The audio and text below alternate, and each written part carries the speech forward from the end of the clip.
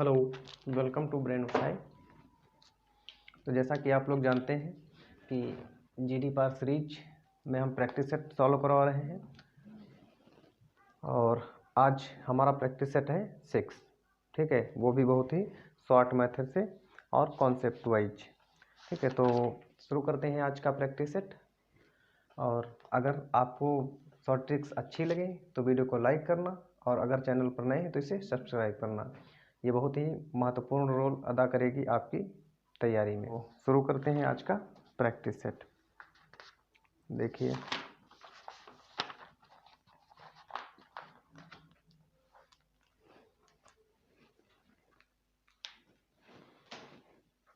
तो सवाल नंबर पहला कहा गया है इसमें, एक मिनट, ये देखिए,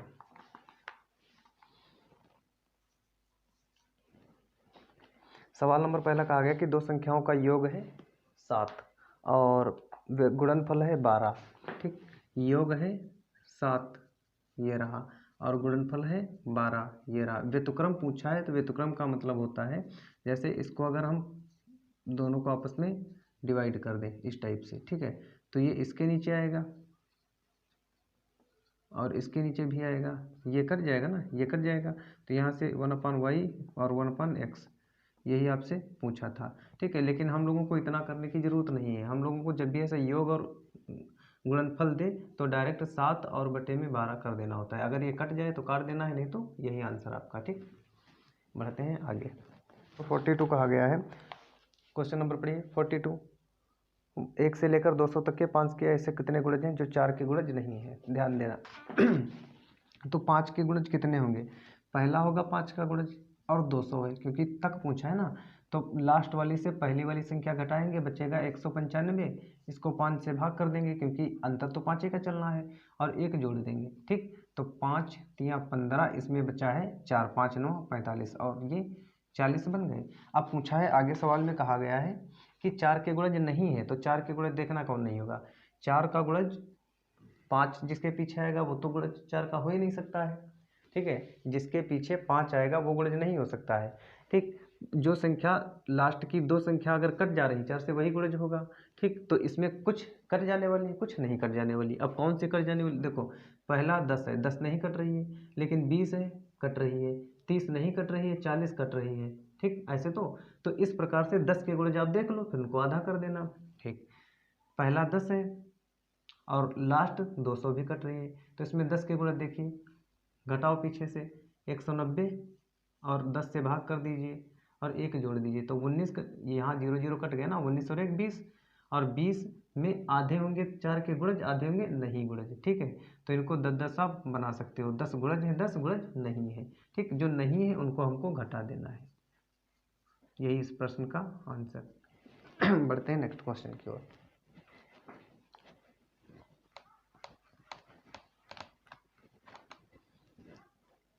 क्वेश्चन नंबर 43 कहा गया है। इससे पहले प्रैक्टिस सेट अगर आपने नहीं देखे हैं तो क्वेश्चन नंबर 43 के जैसा हम करवा चुके हैं। ठीक है, इसमें क्या होता है, देखिए, जैसे ये क्वेश्चन लिखा हुआ है और आपसे पूछा है 2 रूट 77। तो ऐसा किया जाता है कि 2 को तो आप अलग ही रखें। ठीक, 2 को तो हटा ही दें, 2 से मतलब नहीं। इसके ऐसे फैक्टर कि जिनका वर्ग करने पर यह संख्या बन जाए, तो 11 और 7, 11 7, जैसे इसका रूट करेंगे, इसका रूट करेंगे और इनका स्क्वायर करेंगे, अगर इनका स्क्वायर करेंगे तो ये बचेगा 11 और ये बचेगा 7। देखो 18 बन गए। ठीक, लेकिन शॉर्ट ट्रिक क्या लगाएंगे, देखो चिन्ह माइनस में है तो प्लस वाले तो ऑप्शन हो नहीं सकते हैं। ठीक, माइनस वाला है दूसरा और तीसरा। ठीक, और दूसरे ऑप्शन में 12 है, जबकि 12 सवाल में नहीं, इसका 11 और 7 ही तो बन रहा है। तो रूट में 11 और रूट में 7, जो चिन्ह बीच में है वो आप लगा दीजिए, यही इसका आंसर। ठीक, ऐसे आप सॉल्व करेंगे। बढ़ते हैं नेक्स्ट क्वेश्चन की ओर। Question number 45। ठीक, तो क्वेश्चन नंबर 45 पढ़िए। निम्नलिखित में से संख्या कौन सी 9 से विभाज्य है? तो निम्नलिखित में से कौन सी संख्या वही 9 से विभाज्य होगी? 9 9 बना के हटा दीजिए। देखिए, ऑप्शन दिया हुआ है 2 3, ये दिया हुआ है, चेक कर लें। 5 और 4 9, 6 और 3 9, 2 1 3, 9 ही आना चाहिए था। यही संख्या ऑप्शन ए ही मिल गया हमें, जो संख्या 9 से विभाज्य नहीं है। ठीक है, लेकिन पूछ रहे हैं कि संख्या कौन सी 9 से विभाज्य है, तो इसका ऑप्शन ये नहीं है। दूसरा देख लेते हैं। ठीक है, दूसरा दिया है ये। ठीक, तो 4 4 8 और 1 9, 4 3 7 2 9, ये संख्या पूरी तरह से 9 से विभाज्य, तो ऑप्शन दूसरा इसका राइट आंसर है। ठीक, देखिए नेक्स्ट क्वेश्चन, ये था आपका 44 नंबर। क्वेश्चन नंबर 45 देखिए। क्वेश्चन नंबर 45 देखिए। क्वेश्चन नंबर 45 पढ़िए। सिंपल, तो इसमें लास्ट से आप शुरू करें। 40 लिखा हुआ है, 9 लिखा हुआ है, 36 लिखा हुआ है, 36 का 6 और 9 का 3, 3 और 6 जोड़े तो 9 और 40 में 9 जोड़ दें 49, और 49 का आप जानते हैं 7 निकलता है, यही आंसर। ठीक, ऑप्शन नंबर है इसका चौथा। बढ़ते हैं नेक्स्ट क्वेश्चन की ओर। ये क्वेश्चन देखिए कितना, देखो, जब भी कभी टाइम एंड वर्क का आए, ठीक है, प्रश्न, तो जिस मेथड से हम लगा रहे हैं आप वैसे सॉल्व कर लेना। जैसे P एक कार्य को अकेला 25 दिनों में करता है, यहाँ पर आप दिन लिखेंगे, यहाँ पर आप टोटल काम लिखेंगे जो लासा लिया जाता है, यहाँ पर आप क्षमता लिखेंगे। ठीक, यहाँ पर आप दिन लिखेंगे। एक बंदा Q है जिसको दिन आपको नहीं पता है, लेकिन ये कहा गया है कि P Q से 40% कम कुशल है। 40% का मतलब हुआ 40, और 40 के नीचे आप 40 के फ्रैक्शनल वैल्यू देखें ध्यान से, तो यहाँ पर अच्छा करते हैं। 40 की फ्रैक्शनल वैल्यू हो जाएगी, देखो 0 0 2 पंचे 2 दूनी 4 2 पंचे 10, यानी 2/5। ठीक, तो इसके हमने कहा क्षमता यहाँ पर लिखेंगे। अगर Q 5 करता है तो 2 Q से ये कम है, यानी ये 3 करता है। और यहाँ वो संख्या टोटल लिखी जाएगी, ध्यान देना। यहाँ पर ये बताइए कि 25 को किस संख्या से हम भाग कर दें कि 3 आ जाए, या फिर ऐसे कह दिए कि इनकी गुणा यहाँ पर होती है, यानी 25 3 75, तो आप 25 × 3 आप लिख सकते हैं। ठीक है, तो पूछा गया Q अकेला कितने दिन में कार्य करेगा, यानी यहाँ की वैल्यू पूछी आपसे। तो पचम, ध्यान दो, पचम 25, यहाँ पर 5 से भाग करो, पचम 25 और 5 3 15। ठीक, यही इस प्रश्न का आंसर है। बढ़ते हैं नेक्स्ट क्वेश्चन की ओर, ऑप्शन नंबर तीसरा। देखो क्वेश्चन नंबर 47, देखो क्या कह रहा है। क्वेश्चन नंबर 47 कहा गया कि ए पाइप है, वो यहाँ पर हम लोग हमेशा, ये भी वैसे कार्य और समय का है। ए एक टंकी 10 घंटे में भर सकती है, तो यहाँ पर 10 लिख लें आप। ठीक है, बी उसी को 12 घंटे में भर सकती है, बी यहाँ पर 12 लिख लें आप। ठीक है, और दूसरी टंकी है वो खाली करती है, तो सी यहाँ पर आप -6 लिख लें। लासा ले लें, इसका लासा 60 आ जाएगा। ए यानी अगर 10 घंटे में भरता है, ठीक है, फुल टंकी को, तो उसका, अरे ऐसे यहाँ पर समझ लें, 10 छंग इसकी कार्य क्षमता है 6। ठीक है, 1 घंटे में भरने की, और इनकी 12 पंचे 60 और इनकी 10, लेकिन ये तो खाली करते हैं, तो भरा जा रहा है 11 और खाली किया जा रहा है 10, टोटल कितना 1। ठीक है, लेकिन 12 घंटे तक लगातार चली, तो 12 घंटे तक लगातार चली तो 12 तो भर ही जाएगा। ठीक है, 12 भर जाएगा, और टोटल भरना है आपको 60, तो यहाँ से 12 और 60 का भाग कर दें, 12 पंचे 60, यानी 1/5 भाग जो है वो हिस्सा भर जाएगा। यही आपका आंसर है, जो कि ऑप्शन नंबर दूसरे में दिया हुआ है। ठीक, देखिए 48 number question. 48 number question, 48 number question देखिए। इसमें कहा गया है कि एक समलंब की दो भुजाओं, समलंब का क्षेत्रफल का सूत्र होता है, सबसे पहले यही आप देख लें।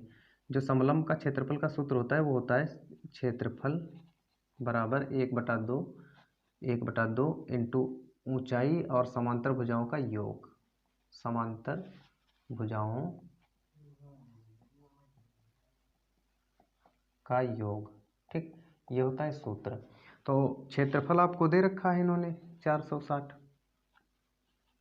1/2, ऊंचाई आपसे पूछी है, और योग भी आप लिख लें, 10 और 13 दिया है, 26 हो जाएगा, नहीं 23 हो जाएगा, 23 हो जाएगा, 23 दूना 46 और 20 दूना 40 ऊंचाई।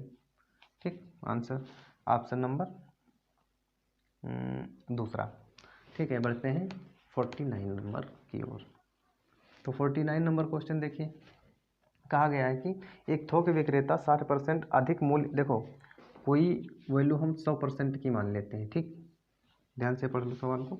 और इस पे 60% अधिक मूल्य लिख दिया गया, 60% अधिक लिख दिया गया, तो 160 हो गया। ठीक है, और उसके बाद हमने इसी पर 10% की छूट दे दी, 10% की छूट दे दी। तो देखो 10% की छूट दे दी तो ली कितनी फिर 90, तो डायरेक्ट निकाल दीजिए, डबल जीरो से ये जीरो कट जाएंगे, 16 144। और छूट के बाद में हमने उसको खरीद ली है 504 रुपये की, 504 रुपये की सुमित ने उसको खरीद लिए। तो क्रय मूल्य पूछ रहे हैं जितने की हम लाए थे। ठीक, तो यहाँ से देखिए 9 एकम 9 और 9 छाक 54, 9 पचे 45, 9 छाक 54, 4 चौके 16 और 4 एकम 4, 4 चौके 16, यानी 4 की वैल्यू यहाँ पर 14 है। तो इसको हम क्या करें कि 100 बन जाए, तो आप कहोगे कि इसको 25 से गुणा कर दो तो 100 बन जाएगी। 100 की ही वैल्यू पूछी है, 25 से इधर भी गुणा करना पड़ेगा आपको। 14 पंचे 70, हाथ से लगा 7, 14 दूनी 28, 7 35, यानी उसको 350 रुपये की हम लाए होंगे, यानी उसका क्रय मूल्य है। ठीक है, ऑप्शन नंबर 350 यानी तीसरा। ठीक है, बढ़ते हैं 50 नंबर क्वेश्चन की ओर। ठीक, तो 50 नंबर क्वेश्चन पढ़िए। एक वस्तु का अंकित मूल्य, इसको भी सेम वैसे कर लेते हैं हम लोग, समान के कर लेते हैं, फ्रैक्शनल से कर लो, सूत्र से कर लो, जो आपको अच्छा लगे उससे कर लो।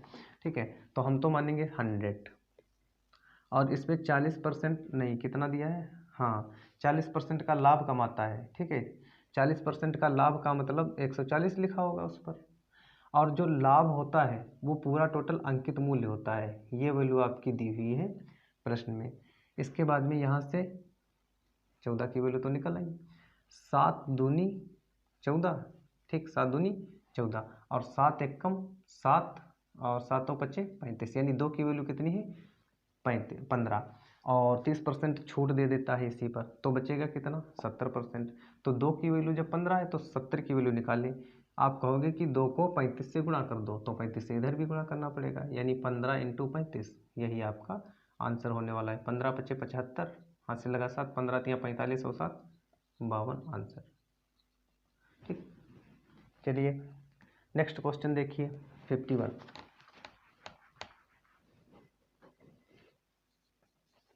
51 क्वेश्चन कहा गया है 2/3 पी बराबर है, ठीक है 6/7 क्यू। ऐसा कर लें आप, ये बीच में गुणा होता है। ठीक है, का लगा था उसको हमने गुणा लगा दिया है, 2 एकम 2, 2 तिया 6। ठीक है, अब आप क्या करें, 7 एकम 7 पी, 3 तिया 9 क्यू। ठीक, पी और क्यू पूछा है आपसे, क्यू के पास में पी की वैल्यू और पी के पास में क्यू की वैल्यू, यही आपका आंसर। ठीक है, बढ़ते हैं नेक्स्ट क्वेश्चन की ओर। क्वेश्चन नंबर 52 नंबर देखिए, x और y दिया हुआ है 3/5। ठीक है, तो आपसे पूछा गया है कि 5x + 2y, और अनुपात दिया हुआ है 5x - y। ठीक है, तो ऐसे प्रश्नों में कुछ नहीं करना होता है, आपको x की वैल्यू ये और y की वैल्यू 5 पुट कर दीजिए, आंसर आपका आ जाएगा। ठीक है, चलिए ये वाली x की वैल्यू, ये वाली y की वैल्यू, तो 3 यहाँ रखोगे तो 5 तिया 15, और यहाँ पर 5 रखोगे, 5 दूनी 10, यहाँ देखिए 5 तिया 15, और यहाँ पर 5 रखोगे तो ये तो आ जाएगा आपका 25, और ये आ जाएगा 10, 5 दूनी 10 पचम 25, जो कि प्रश्न का आंसर है। अब इसमें ऑप्शन नंबर दिया हुआ है 5 2 5 2 5 2, पहले ऑप्शन है। ठीक है, बढ़ते हैं नेक्स्ट क्वेश्चन की ओर। क्वेश्चन नंबर देखिए, औसत वाला है। देखिए बेसिक से भी लगा सकते हैं, लेकिन आप ऐसे लगाएं। देखो 15 संख्याओं का औसत 40 है, 15 संख्याओं का औसत कितना है 40। ठीक, और 2 संख्याएं हैं, एक 45 है और दूसरी है 35 को हटा दिया गया, तो संख्याएं कितनी बची होंगी? 13 बची होंगी। तो बता रहे हैं शेष संख्याओं का औसत क्या होगा। ठीक, हम तो कहते हैं कि हम औसत 40 ही होगा। ठीक, इसमें कितना ज़्यादा निकाल लिया? प्लस का। इसमें कितना कम निकाला? माइनस, क्योंकि 40 अगर औसत माना है आपने तो 45 निकाली गई संख्या है। ठीक है, तो औसत कितना ज़्यादा निकल गया? 5। और यहाँ से कितनी संख्या कम निकली है औसत से? तो कहोगे 5। टोटल इनको जोड़ेंगे, ये प्लस की ये माइनस की, ओवरऑल 0 आ गया। ठीक, ये अगर यहाँ 0 ना आता, कोई नंबर आ जाता तो 13 नंबरों में बट जाता। ठीक है, तो 13 से विभाज्य करोगे, ये तो 0, ये तो 0, मतलब इसमें कोई प्रभाव नहीं पड़ेगा। आंसर इसका 40 ही। बढ़ते हैं नेक्स्ट क्वेश्चन की ओर।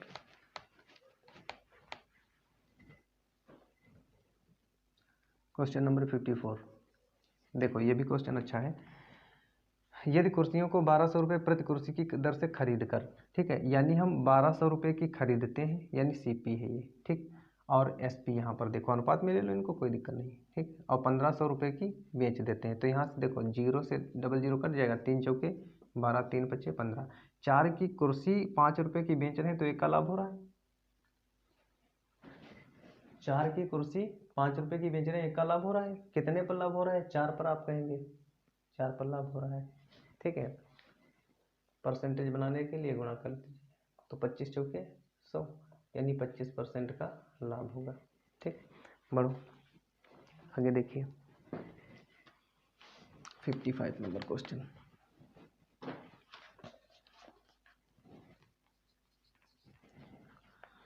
यदि एक वस्तु के क्रय का मतलब CP होता है और विक्रय का मतलब SP होता है। ठीक, इनका अनुपात दिया ही हुआ है। ये तो वही क्वेश्चन बिल्कुल सेम हो गया। अब पूछ रहे हैं लाभ प्रतिशत कितना होगा।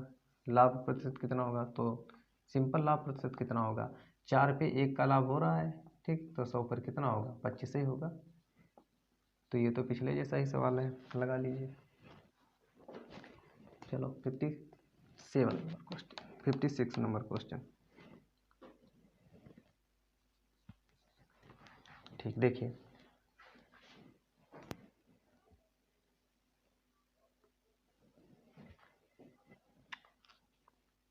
दो संख्याओं का योग। देखो कोई दो संख्याएं हैं A और B, उनका जो योग है बड़ी संख्या का 150% है। बड़ी संख्या का 150, हमने कोई मान ली, ये मान ली बड़ी संख्या है, बड़ी संख्या का 150% है। ठीक, ये मान लिया। ठीक है, छोटी संख्या बताएं 16 है। अगर ये बड़ी संख्या तो ये छोटी संख्या होगी, तो A + 16। और यहाँ पर देखिए आप 0 से 0, 5 दूनी 10, 5 तियाँ 15, यानी 3A/2 गुणा कर दीजिए। 2 एक कम 2A, 16 दूनी 32, और इधर 3 ही बचा है, ये उधर जाएगी तो A बराबर 32 आ गया, जो कि प्रश्न का आंसर है पहला। बढ़ते हैं नेक्स्ट क्वेश्चन की ओर।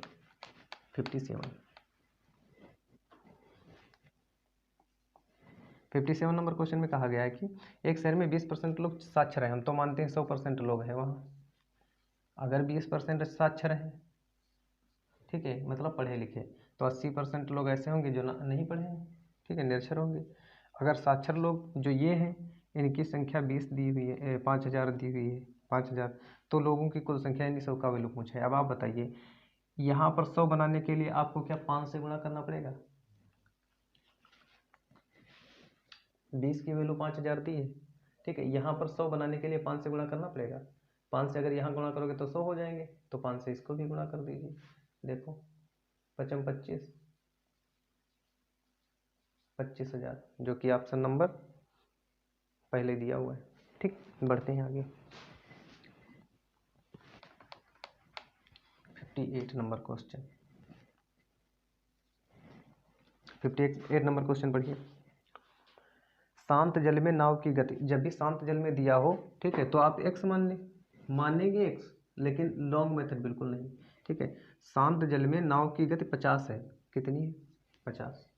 ठीक, और धारा के प्रतिकूल 500 किलोमीटर की दूरी चलने पर 20 घंटे में तय करता है। ठीक है, तो धारा के प्रतिकूल यानी उल्टा, जब उल्टा चल रहा होता तो शांत जल में और धारा की चाल ये आपस में घट जाते हैं, जो कि दूरी बटा चाल दिया हुआ है। दूरी कितनी दी हुई है? 500। ठीक है, और 20 घंटे में तय करती है। तो यहाँ से देखिए क्या 25 निकल के आ गई? आप बताइए, ये वैल्यू क्या 25 है? यहाँ पर x की वैल्यू तो दी हुई है, तो रख दीजिए। वही कह रहे थे कि बिल्कुल लॉन्ग मेथड नहीं होगा। तो 50 इधर जाएगा, माइनस का 25 बचेगा, माइनस का 25 माइनस कट जाएगा, यानी धारा की गति भी कितनी है? 25 किलोमीटर प्रति घंटा। ठीक है, बढ़ते हैं नेक्स्ट क्वेश्चन की ओर।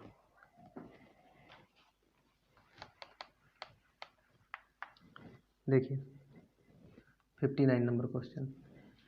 कहा गया है कि एक रेलगाड़ी 9 किलोमीटर प्रति घंटा की चाल से चल रही है। ठीक है, एक टेलीफोन के खंभे, जब खंभे को या किसी व्यक्ति को जब रेलगाड़ी पार करती है तो मान के चलो वो अपनी दूरी ही तय करती है। ठीक है, तो इसमें कहा गया कि रेलगाड़ी की लंबाई 300 मतलब 360 मीटर है। ठीक है, तो देखिए हम लोग क्या करते हैं, 9 किलोमीटर प्रति घंटा लिखा है ना, किलोमीटर प्रति घंटा, इसको आप मीटर प्रति सेकंड में बनाने के लिए 5/18 से गुणा कर दें, 9 दूनी 18, ये बन गया मीटर प्रति सेकंड। इसका मतलब ये हुआ कि नीचे वाली संख्या 2 और सेकंड है ना, तो 2 सेकंड में, ये सेकंड लिखा, 2 सेकंड में 5 मीटर चलती है। ठीक है, तो 2/5 सेकंड में 1 मीटर चलेगी। आपको रेलगाड़ी की लंबाई जो है 360 इतने चलाना ही है, पता चल जाएगा कितना समय लगेगा। इधर सेकंड है, इधर 360 बना दीजिए। तो क्या करेंगे आप, 2/5 360 से इधर भी गुणा कर दीजिए और 360 इधर भी गुणा कर दीजिए, ये दूरी तय कर डालेंगे ना अपनी लंबाई। इधर देखो 5 सत्ते 35, 1 बचा 5 दूनी 10 और 72 दूना 144, यही इस प्रश्न का आंसर है। ठीक, बढ़ते हैं नेक्स्ट क्वेश्चन की ओर।